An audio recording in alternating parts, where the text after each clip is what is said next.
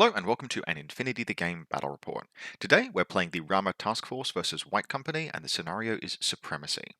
Big thanks to channel supporter Carolus Rex for making this request. They asked for a faction focus or battle report for Rama Task Force. Apparently there's not a lot of Rama Task Force content out there.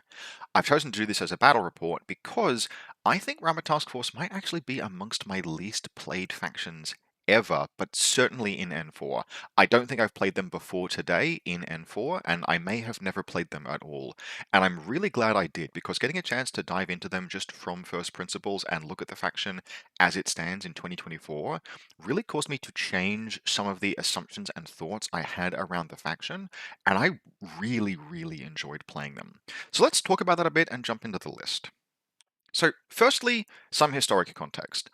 When Rama Task Force released, and for a time, like during its early days, it was conceived of as really just a generic sectoral faction. It was Hackislam trying to do the Pan-Oceanian thing, and you would see, a Haris Link team and a corps, and it would be a light infantry corps with a gun in it. It was doing the things that many factions were doing at the time. It had a bit of a struggle in that when it was released, defending with Rama Task Force actually was something that was a little bit of a challenge.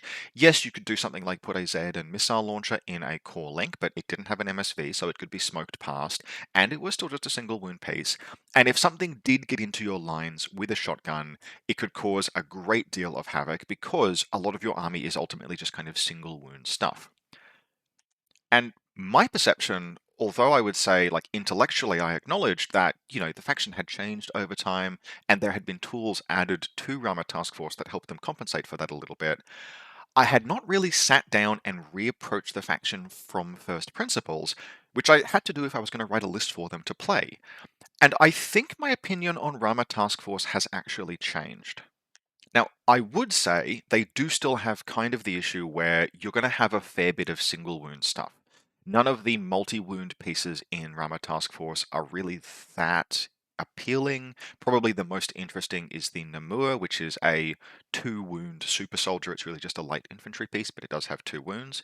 But otherwise, a lot of the stuff that I find that interests me in the faction does generally. You'll have that hen house of pieces that a fox can get into your deployment zone as the backbone for your list.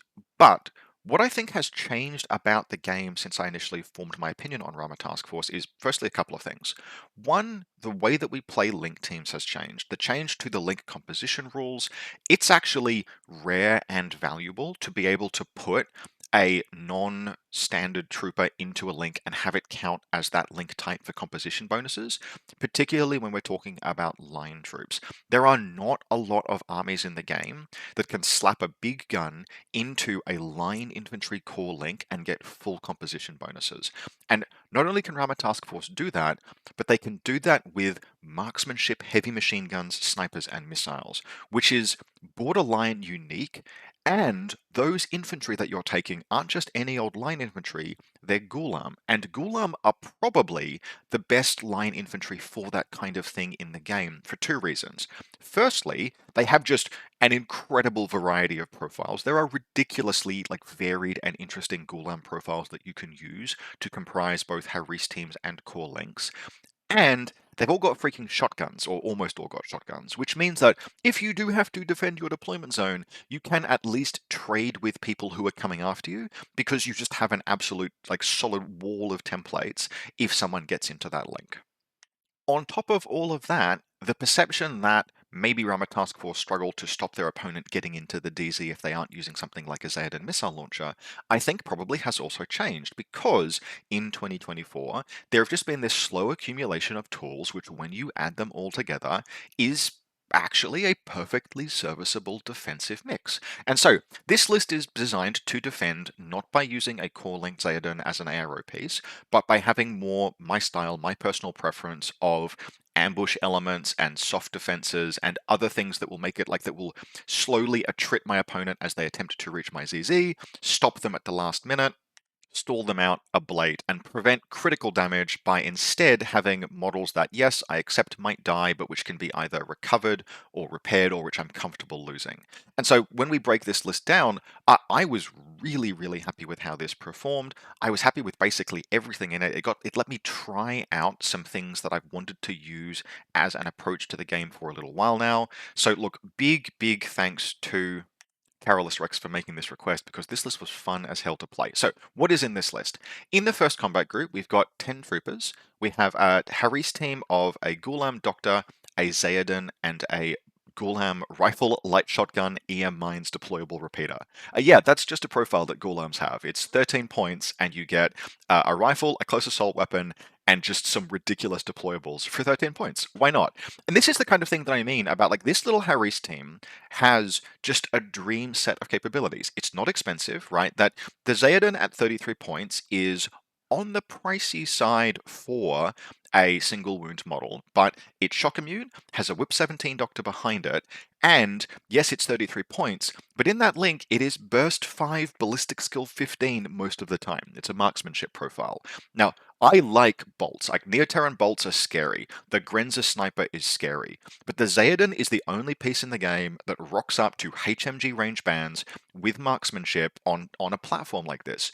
This little Haris team, in fact, I would even run this, having now played it, I would seriously consider just running a duo of a Zayadin HMG and a Ghulam Doctor, because in that duo you have a Burst 4 BS-15 gun, and a Whip 14 specialist who is a Whip 17 Doctor, and a shotgun. It's worth taking the Haris team, those extra bonuses are nice, etc. I had the point slots. But in a different setup for this list, if I had the SWC, I would seriously consider that. And that's very unexpected. So this little Haris team performed, liked it a lot, and it's the kind of team that I really like. We then have 3 Fanus remotes. These guys are just, they're orders, they're 7 points. I'm going to have an engineer in this list, so I can use them as ARO pieces. They are also part of the defensive mix, so they are all repeaters. And that means that I've got a single hacker in this list, just the one, but it is Whip 14. It means that if my opponent wants to do something like run a Sujan or a tag into my DZ, they are risking hacking AROs, and that's all that this is for. It's just that terminal approach, deployment zone. Something like a Sujan is going to risk getting isolated or immobilized as it runs at me, and that's all I need because other defenses will stop other things. And speaking of other defenses, we have the Sundukbut Neurosynetics AP Spitfire. He will be hanging out with a Beast Hunter, Surprise Attack -3, Camouflage, Forward Deployment. Now, this is one of those things that has changed around Rama Task Force. That Sundukbut is like, look, it's kind of a vanity pick in some other factions. You can take it in Vanilla Hakislam and Hassassin Baram, and you can build like a very funny Hassassin Baram list, which has like the Sundukbuts and the Dalami. You can put this in Vanilla Hakislam list kind of for the same reason. But in none of those factions is it truly essential. There are plenty of other things, like even if you just take a couple of Dalami, that can serve as a turn 1 defense that will often buy you just enough time to get into the game and have your own first turn and establish a, tempo, etc. In Rama Task Force, the presence of the Sundukbut is far more transformational than it was for those other factions. Because this thing is not just a serious roadblock, but genuinely very, very scary in ARO, and able to set up like sweeping lines of fire that if your opponent is attempting to approach your deployment zone, it actually isn't just like going to slow them down, it may well kill. I've had the Sundukbut do things like take out enemy Gamma Troopers in ARO before, I've had it fight tags. BS-13, burst forward, damage 15, armor 15, armor piercing with the light shotgun for close in if it absolutely needs it. Like this piece goes incredibly hard, and if you have an engineer in the list, and I do, you can recover it if it goes down.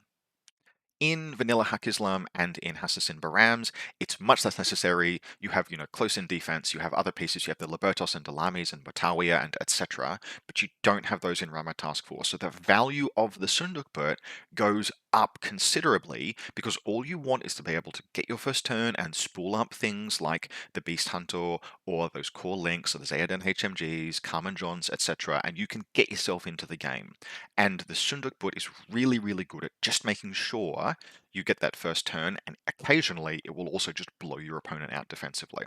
Part of the reason why it's paired with the Beast Hunters is that if I just deploy them all in kind of the same space, it means that my opponent can't be exactly sure. It does telegraph, right? It telegraphs the presence of a Sundukbut, but it could be a Sundukbut, Mine Layer Viral Rifle, or it could be the Beast Hunter and something else. It's just a little bit of Fog of War, which again is something that Rama Task Force really didn't have before.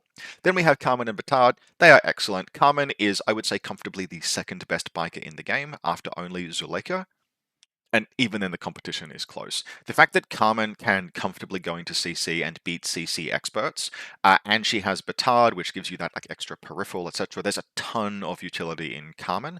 I would say Zuleika outperforms her only in terms of the sheer like ridiculousness that she can do with the burst 4 pistols. Burst 4 in CC, I've learned she actually can be, which is incorrectly noted in my previous Hack Islam faction focus video. The old rule that prevented her +1 burst CC with the burst 2 pistols from stacking has been removed. So Zuleika, sorry, can be burst 4 in CC, but even with that, Carmen is still like absolutely incredible. It's literally like dead tight competition between her and Zuleika. I think Zuleika wins only because of shock immune, but yeah, damn, Carmen is outstanding. And then to round the group out, we have Fiddler with 2 jackpots. Now, Fiddler is just an incredibly scary piece on her own merits. If she gets into range with those jackpots, it's nothing in the game is willing to just completely face tank that. But she's also an engineer, and because I have this Sundukbut in the list and these Fanus remotes, having access just to an engineer, maybe to recover these pieces, means I have an engineer and multiple doctors in the list. So I have a great deal of ability to reconstitute my forces if I do get hit in my deployment zone, or if the Sundukbut goes down defending me in the first turn. In Combat Group 2, we just have a full core link team. Now, this is a concept I've been trying to make work for some time, where Combat Group 2 is just a 5-person core, maybe one other piece as well, and it just operates in a pure support role, fire support, and other kinds of support. Now, very few factions I find can actually make that work. The nominal inflexibility of a core link, right? It's 5 pieces, all on the same players. All of your orders have to be spent on those pieces in that combat group. That is hard to make work in any faction that doesn't have the breadth of profiles that you have in, particularly in Ghulam infantry. But in Rama Task Force, we have Ghulam infantry, which means that not only does this link have a effective ballistic skill 18 burst 5 HMG, which like, damn. I don't think I've ever fired a gun that is like that level of firepower. I think probably the closest I've had would be firing it against a targeted opponent with a HRMC, and the Zayden is better at winning face-to-face rolls than that. But we also have an incredible doctor, who, among other things, is also going to be a linked medikit, which sometimes is really useful, and an NCO, which has not just a grenade launcher, but also a smoke grenade launcher, which means that this link can provide very capable smoke cover for models that are moving forward. And if I've run out of things to do with it, I can just spend some orders on spec fire. And that is probably the biggest thing in terms of making this combat group actually function. Because in any other situation, if you've got this kind of core link, and you've just run out of things to shoot and utility stuff to do, and you don't want to spend like one order just moving it, the fact that it can spec fire means that it's always got a productive outlet for those like last 1 or 2 orders that you have in this link, and the fact that that Ghulam is the NCO makes this group effectively a 6-order group. Then we have a Ghulam hacker hacking device. You need at least one hacker to mix in with the Fanus remotes so that you have that just little bit of hacking defense right at the deployment zone edge to stop things like tags and Sujans and etc. Then we have a Ghulam Lieutenant. Now, this is probably the biggest vulnerability in the list right here. Technically speaking, this Ghulam is not telegraphed in the sense that I have 3 models that could be lieutenants in this list, the Zayden HMGs and the Ghulam, but realistically, it's the Ghulam. The Ghulam is the lieutenant. You're probably not taking those Zayden HMGs as your lieutenants in like any circumstance. Which means that, yep, if my opponent knows that that's the LT, that's just something I have to wear, that means potentially wearing missile strikes or assassins or whatever. This list is a proof of concept and a test. If you wanted to take these principles and play them sort of like more routinely, more regularly, that is probably something that you would want to change. I am occasionally willing to risk just having an obvious LT and just being like, no, I'm going to defend it. I need this link to live under any circumstance anyway. There's too much of like value and utility. It's too important to my plans. So I just can't let the link be attacked, period, which means that I'm going to throw everything into defending them. And since I'm doing that, I may as well defend my lieutenant while I'm at it. The combination of the Beast Hunter and the Sundukbut and the Fanus remotes, the hacking, like everything is going to make sure that these models are deployed safely, which means that my lieutenant is also going to be deployed safely. But that is not a risk I would necessarily advise everyone take. That is just me being probably like 50% ballsier than it is wise to do. Overall, though, really happy with how this list went. In terms of how you can change this list, having now played it a couple of games and just mucked around with it generally in list construction, there are a few ways that you could vary this if you were so inclined. One is that Fiddler can be cut for a Namur quite comfortably.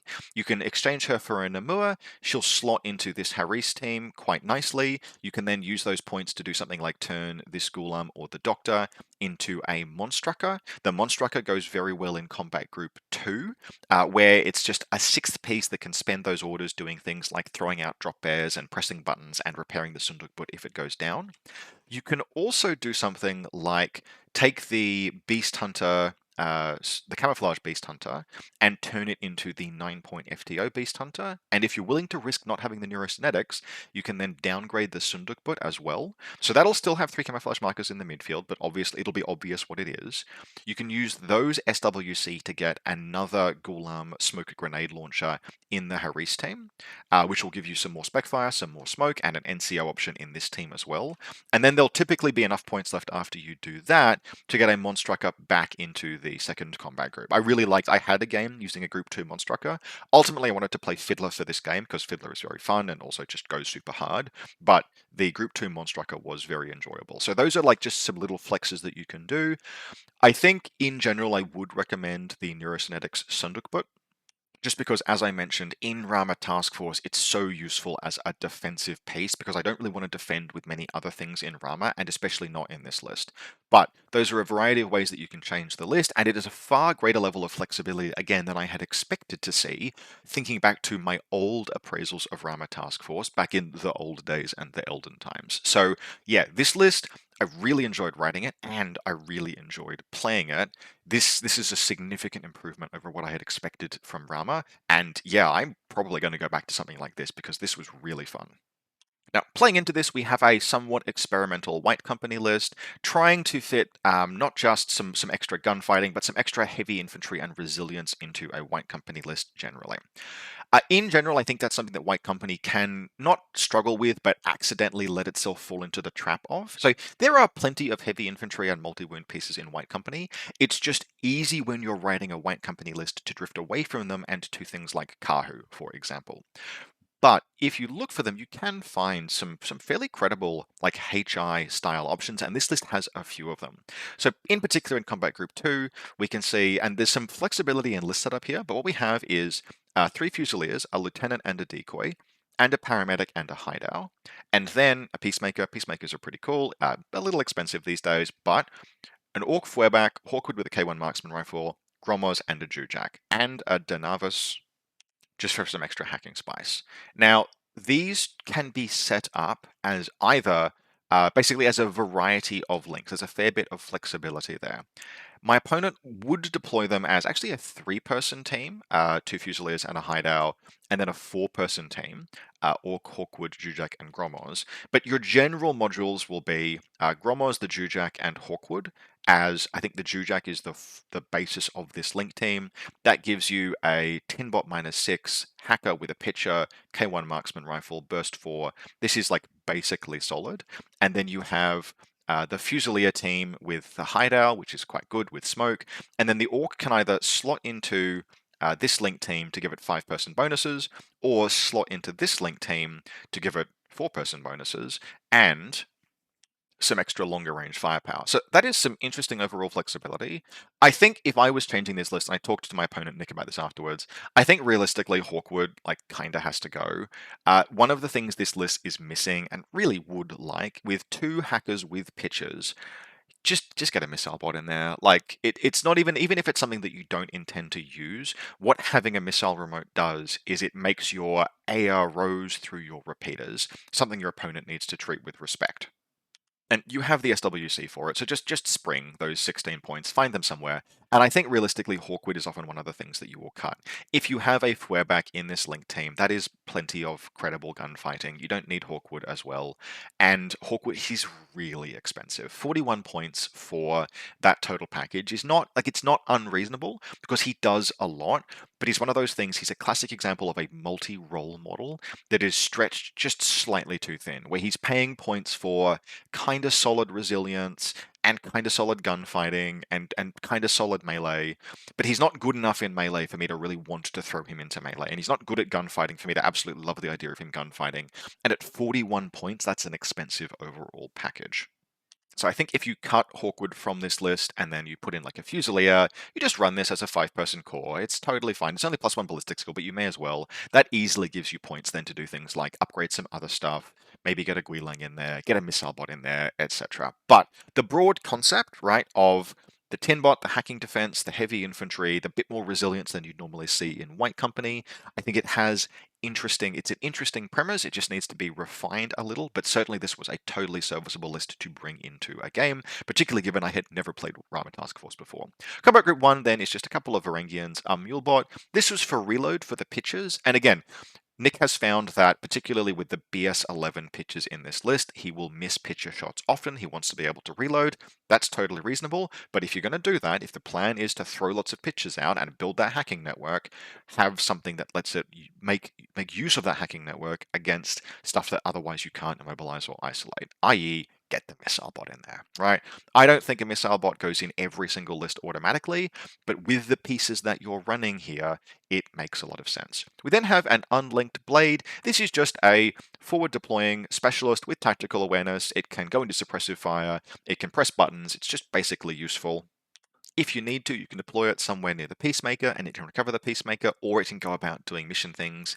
In this game, he would just throw it into suppressive fire on the first turn and it would be super annoying. So yeah, it's a solid piece, but again, we're running also a bit of a warning sign, the fact that we're running 14 troops. In White Company, you should typically be able to get to 15, and I think in this case, we're going to be looking at cutting Hawkwood to fill out those places. Overall, though, solid White Company list. Nick has called the list bad idea number 48. I don't think the list is a bad idea. I think the core of the concept is good, but it needs to be just refined and perfected a little bit, which it will be in subsequent games. So we are playing Supremacy. I've won the role with the Whip 14 versus Whip 12 Lieutenant, and I have elected to set up second on the right side of the table over here. Now, I have chosen to do that because one of the things that I want to test is how well does this defense of mine hold up, right? Part of my concern with Rama Task Force historically was how well do they defend? Well, let's see. I think they might be able to defend okay now, and if they can, that's really, really promising. Let's put them through their paces. Nick, very reasonably, has therefore elected to go first on the left side. This table is what I would call a very standard table. It's not super dense or particularly busy. There is only a little bit of really high ground, and one of the things I like about it is, so the first game that we played today, Little Games Day locally, was an armory mission, and so we are playing this building as an infinitely tall building, which in combination with this double stacked truck and this sort of tower here, gives us just a couple of pieces in the midfield that will split the high ground to high ground visibility. One of the things that you can run into, I really like the Corvus Belly cardboard terrain for what it is really, really good. And you can do far worse than just build a table totally out of it. But one of the things that you can run into if you're using just this terrain is that you have there are only 2 elevation levels issue, which means that everything on the high ground can often just see and shoot everything else on the high ground, which can make tables very, very open. So that's something that just from a design consideration, when you're building tables, you want to kind of just split that visibility from high ground to high ground up a little bit. And in this case, we've done so with an infinitely tall objective room and then just this terrain here. There's still plenty of shots from high ground to high ground, like, over here, can see all the way over here. High ground, right, the low ground is relatively covered. Overall, I liked this table quite a lot. So Nick's deploying first. He's deployed his Fusiliers and his hideout over here. The hideout has started standing, which is a little bit of a flex, but that's totally fine. It's going to be used as an ARO piece if it doesn't do anything else. The Denavis is also hanging out down here with the intention of just being able to pop up and shoot pitches down here if she needs to. We then have, so the reserve drop was the Feuerback Orc. Hawkwood is down here. Gromos is down here.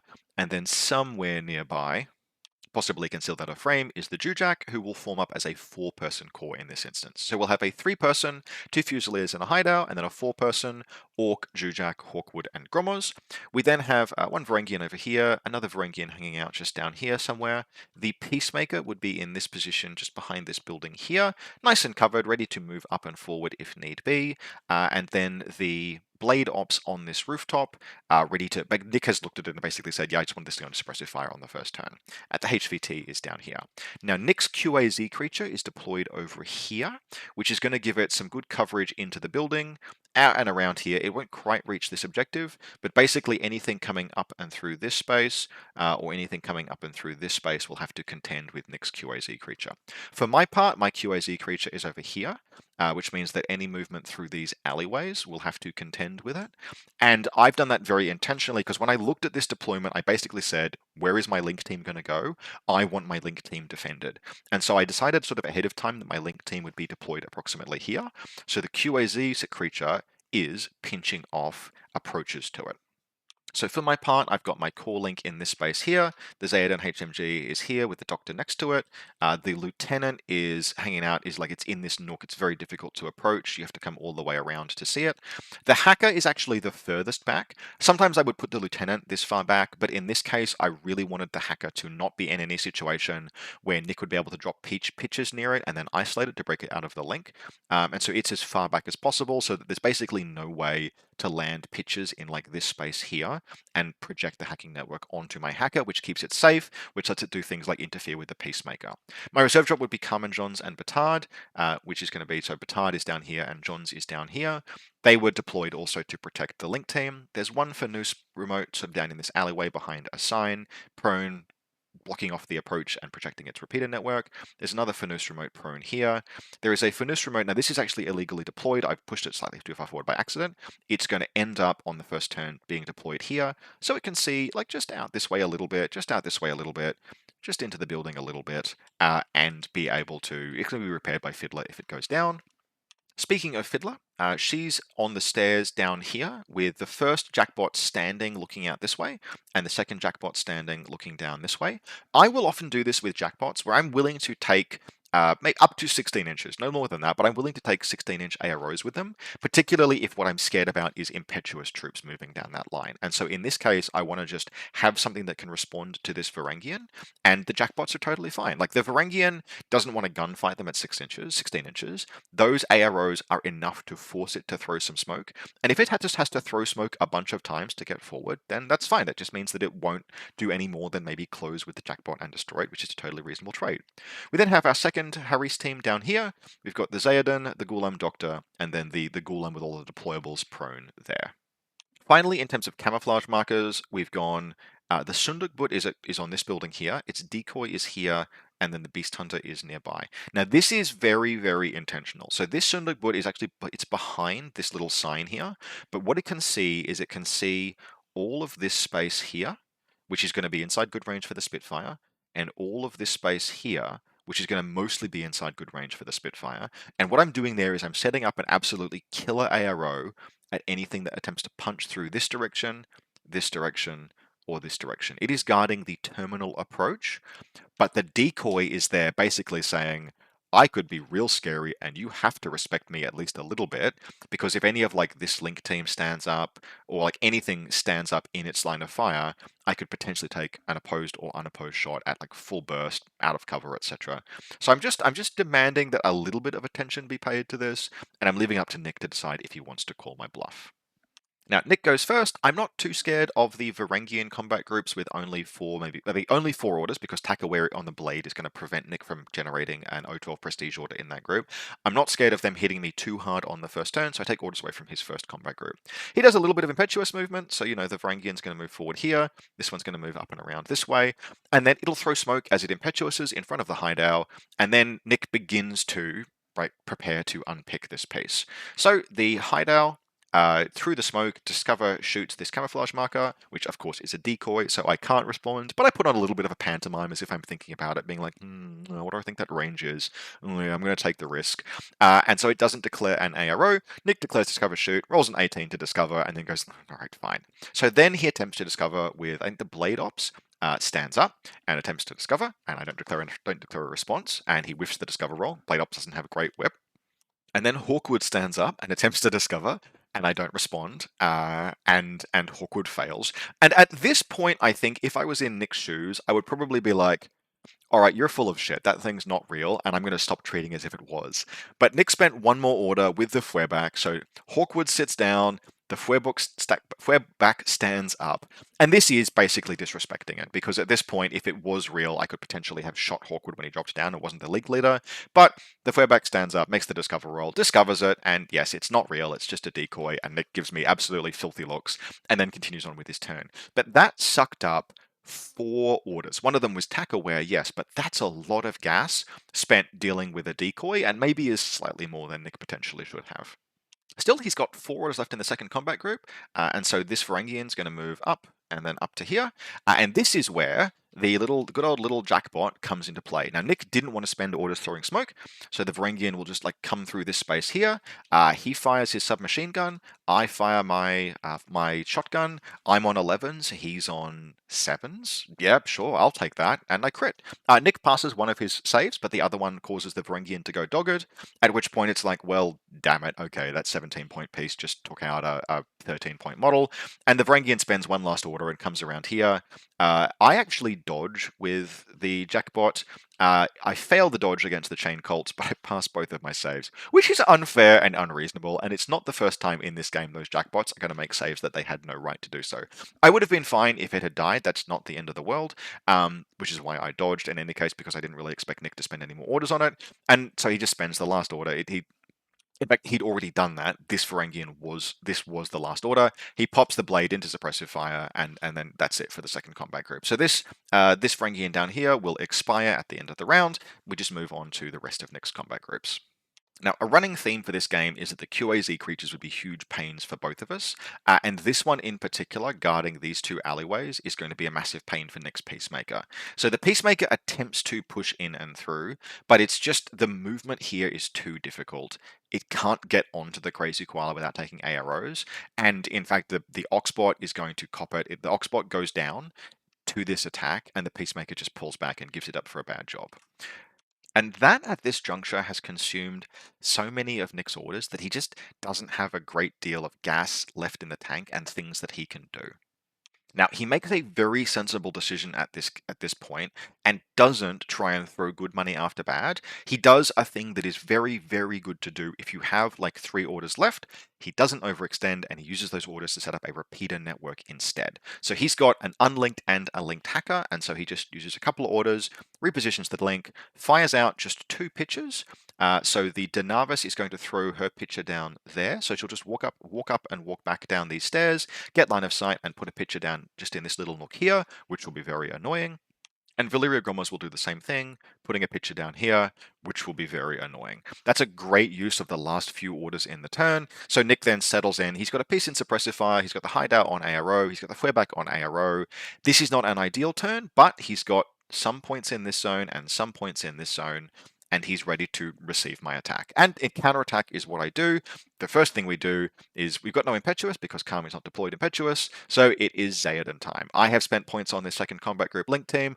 I'm going to take my face-to-face rolls, and the Xaodan stands up and it engages. It just peeks its head out from around this big cargo container there, and it takes its face-to-face rolls with the Hideout.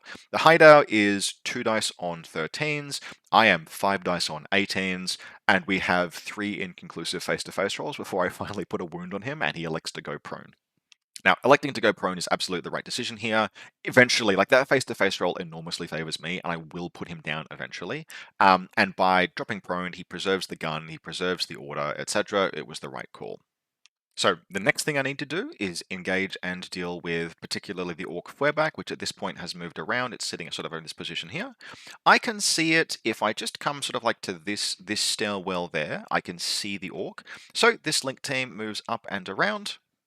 It's a little bit of a hike, but eventually we get up and around to here, And yep, I mount the stairwell with my Burst 5 HMG, and the Zayden puts a wound on the Orc. Now, Nick at this point attempts to have the Orc stay standing because it is armor 4. It's able to weather a few more rounds against the Zayden HMG, but the Orc is Pan-Oceanian Whip and has no courage, and so it fails its guts roll and it sits down rather than risk any more of those engagements, which I'm totally fine with. Like, on one hand, I would probably have had it go prone if I was the Orc player in this particular case, because that situation, this is how you leverage these kind of heavy infantry, where yes, you've taken a wound, but you are still at full capability in terms of your gunfighting ability, and you still have your order being generated. It's totally okay to trade one wound on a piece if you have it for all of the orders that I spent. But equally, I'm happy that it's failed its guts roll because I can now do some other things. Now, there's not a great deal more pushing I can do this turn, but we can do a little bit. And this is where we get to some of the utility of that second combat group link team. Now, I have a few orders left, but it took more orders than I would necessarily have liked to take this engagement with the hideout. I had actually considered moving up and around and occupying this high ground position here, because it can only really be approached from this side of the table. It's a surprisingly good strong point, but I didn't have the orders to do that this turn. I had one NCO order and 2 other orders remaining, and so I used those. I used those on grenades. 3 spec fires, all of those hitting on 8s. I actually got lucky and landed 2 of them. One of them on the Peacemaker, which was the main target. I would have fired 3 shots of that. I would have fired 4 shots of that if I thought I would needed to get away with it using O12 Prestige. 3 shots, one of them takes out the Peacemaker. Then I fire 2 more and I take out the Repeater, which, nice, cool. Then we can move Carmen Johns out and around. And these are sort of like the last few orders in the first combat group. I will move this little repeater remote here, up and around to this point here, just for some more picket duty and to be in a zone. And then Carmen and Batard are going to move up and around here. So Carmen is going to end up in this position here. Batard will end up in this alleyway. I think that's safe. It's going to turn out that it's not, but that's okay. That will still work out just fine for me. And the main thing is that Carmen in this position here outweighs or she doesn't outweigh, but she's the same points cost as the Varangian over here, which is the only model that Nick has in this zone. So the only remaining thing to do in the turn is, if we can, put down the Blade Ops, and I know that I did, but I can't remember how. I think it's possible, actually, that I took that fight with the Zayden from over here. Otherwise, there may have been an engagement I could take against it as I moved this link team around this way. I actually don't remember how I took it down, just that I did, and so that put this Blade Ops out as well. But even if this Blade Ops had been conscious, Nick still sort of controlled this zone comfortably. He'd moved pieces up and forward into it. The Orc, for example, was here, but by having Carmen in this zone, she equaled the cost of the Varangian, which means that no one scored this zone.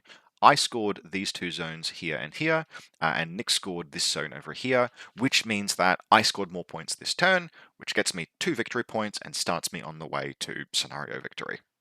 So Nick rolls into his second turn, and unfortunately what is going to happen this turn is one of those things that, look, I love it when this happens, but I will admit that it is something that maybe my opponents don't take equal joy in, and that is that moment when just some irregular trooper that I just didn't pay many points for against all expectations massively outperforms. And a lot of pieces can do this in the game, right? It's one of the reasons why I fear Ed's helots, and I don't engage them under any circumstances if I possibly can. Just every now and again, you'll have that one model who cost you, say, 5 points and refuses to die.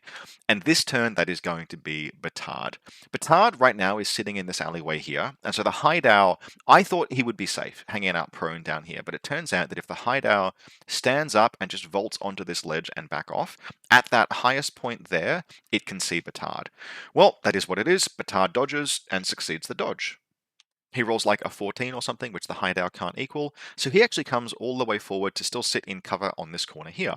So now the hideout has to move further back over to here to still have range at 16, and Batard wins the face-to-face roll again, and dodges forward to here. And at this point, the hideout actually can't really see him. Okay, that's fine, we have a Varangian. The Varangian moves around here. He crits me, and I pass both of my saves, so Batard lives again. Then I succeed a dodge, and I pull around to here. And at this point, he has to bring Hawkwood up and around. Hawkwood finally does the job. Hawkwood crits as well, and puts Batard down. But that was just an absolute ton of effort dealing with a 5-point irregular. And he's not able to get onto Carmen. He'll move Hawkwood up and he'll get line of sight to her, but this is not a great gunfight, right? I'm able to throw smoke on 16s. He does have 4 dice at this point, but I get smoked down, and that means she's basically invulnerable for the rest of the turn because there's nothing in his entire army that can fight her in CC. And so, especially with the casualties he suffered the turn before, Group 1 is thoroughly hemorrhaged out at this point. He just has to move forward and take space and try and press buttons. So Gromos is going to press this button here, so player 1 will get that. And he's able to split, right, his troopers across a variety of positions. So Hawkwood will get to this position here, the Orc will end up sort of somewhere like this. Gromos will actually split out from the link and move around this way and move to here. The Jujak will set up a Panzerfaust arrow there. And this is like a solid position generally in the sense that it splits a lot of forces across 3 combat zones and makes an attempt to contest. But Nick has not done enough damage to me to be able to have those relatively small number of points go the distance. And my counterattack just continues in the same vein as it has, where those Zuyongs are just capable of outshooting everything in his entire list. And so this turn, again, both Zuyongs will have work to do. This one in this team will move up and around here, engage and kill the Jujak Panzerfaust that moved to this position here. This Link team now finally moves out, where they're going to come up and around here. Along the way, the hacker will press this button, and then moving up onto here, my rifle-armed lieutenant actually takes a shot against and kills the Varangian on the low ground before pulling back, while the HMG Jujak comes up and around and puts the Orc thoroughly in the ground. And with the Orc and the Jujak both down, I'm also able to have the Zuyong HMG over here move up and onto this building where it's able to shoot and destroy this repeater. And with the repeater destroyed, Fiddler can move out. And so she moves out and off of this building. Along the way, she fixes up this remote, which has been shot to death by something. I think, yeah, Hawkwood moved into the building and then out the previous turn to put down the remote. So she repairs it along the way. We are playing this building as see into or out of, but not through. So she moves up to here. Hawkwood is sitting in this position here, watching into the building. And so then just both jackbots move into the building, and Hawkwood is not surviving that. He nanopulses both of them. I put 4 flame templates into him. He actually only just dies because he has got reasonable armor, but he goes all the way down to dead. And in a moment of just kind of adding insult to injury, both of the jackbots pass their saves. And at that point, Nick kind of looks at me and says, "Yeah, I'm willing to call it here. We don't need to play out the rest of this game." And that's very reasonable. He's not in retreat, but every credible threat that he has is dead. He has no Varangians, no heavy infantry, no gunfighters. He literally has a Mulebot, some Fusiliers. He has Valyria Gromos in suppressive fire hanging out over here, and a Darnavus on this rooftop. He's at like 80 points left and none of it can do anything. The best chance he has to score some more points, and we'll assume that he did this, is that Gromos is going to make a suicide run onto this button, which, jumping through to question, this is the game state at the beginning of the 3rd round, so we can see sort of unconscious models, etc. Gromos would make a run around to this button and try and press it, and that is reasonably all of the orders that Nick would have. And then for my part, I'll be able to press this button. I can probably press this button as well. My classified requires me to move a medium infantry around into zone of control or line of sight of the enemy HVT and press it. I've got follow-up, and fortunately Xeoden are medium infantry. And that puts me on a very, very comfortable win. Nick will have maybe 2 or 3 points at the end of the game. I'm probably able to get a full 10. So yeah, resounding result. Now, dice in part accounted for this, right? I had some face-to-face rolls and some engagements that were just like, oh look, I just passed my saves on the jackpots again. That doesn't seem particularly fair. And of course, like we have to remember that Nick failed 3 consecutive discover rolls, typically needing 10s or 11s to discover the Sundukput decoy in the tower. So like I had plenty of luck this game. I also never had a situation where Xeoden just got crit and died. Now, a lot of the case, they are shock immune. They have a pretty reasonable chance of surviving a face-to-face roll that they get crit in and being recovered. But sometimes things will just splash them, and that's the thing that happens. But yeah, overall, like setting the luck aside, absolutely, like luck carried a lot of this game. How the list felt to play was really fun. The Rama Task Force with this kind of a setup felt like the fantasy of the organized military force that they're supposed to be. So typically, when I play Haqqislam, it's this like howling mess of irregulars and like elite pieces squirreling their way around and taking hacking attacks and gunfighting things against stuff that can't fight back and trading up with irregulars. And there's still the feeling of that is still present in Rama with pieces like the Beast Hunter, with pieces like Carmen Johns, with pieces like Fiddler's Jackbots. But on top of that, these like cohesive and coordinated link teams putting out like ultimately just HMG rounds, but big money firepower, 5 dice on 18s is just an absolute power fantasy that you do not get in regular Hack Islam. That was fun.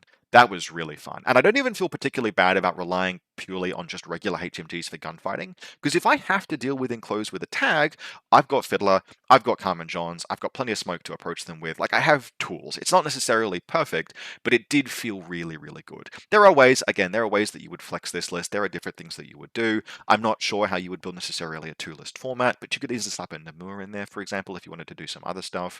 There felt like there are a lot more options than there were previously.